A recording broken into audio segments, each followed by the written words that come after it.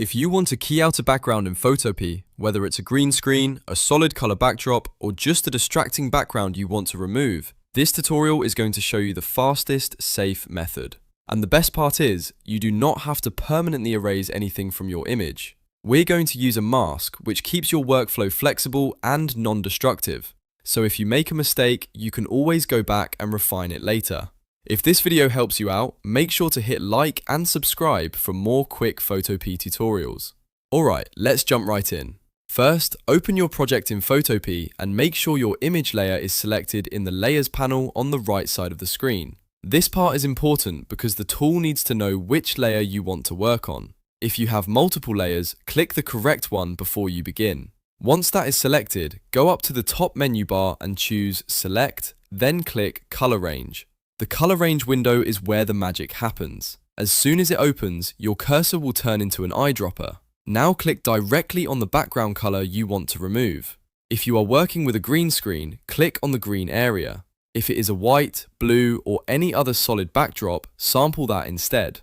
Photopea will begin targeting the color you clicked, which helps it build a selection around that background. If your background is not perfectly even and there are shadows, highlights, or darker patches, don't worry.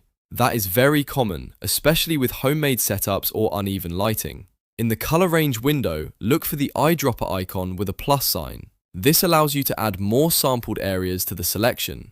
Click that plus eyedropper, then sample the darker sections, lighter areas, and any spots that were missed the first time. This helps Photopea understand the full range of background colors you want to key out. Now take a look at the Fuzziness slider. This is one of the most important parts of the process because it controls how broad or narrow your color selection will be. Move it slowly while watching the preview box. Your goal is to get your subject as black as possible in the preview while making the background as solid white as possible. If the subject starts turning grey, that usually means the selection is getting too aggressive. If too much background is left behind, increase the fuzziness a little more or sample additional areas. Take your time here because a cleaner selection now means a better final result later. Once the preview looks good, click OK. At this point, you should have a selection focused on the background color. But instead of deleting that background, we're going to do this the smarter way. Go to the top menu and choose Select, then click Invert. This flips the selection, so now your subject is selected instead of the background. That means when we apply a mask, we preserve the subject and hide the unwanted background non-destructively. Now look at the bottom of the Layers panel. You should see the Raster mask icon, which looks like a dark rectangle with a light circle inside it. Click that icon to apply the mask. The background should disappear and your subject should remain visible on a transparent background. This is the key step that makes the workflow safe because the original image data is still there under the mask. If you need to refine the edges later, you can simply edit the mask rather than starting over.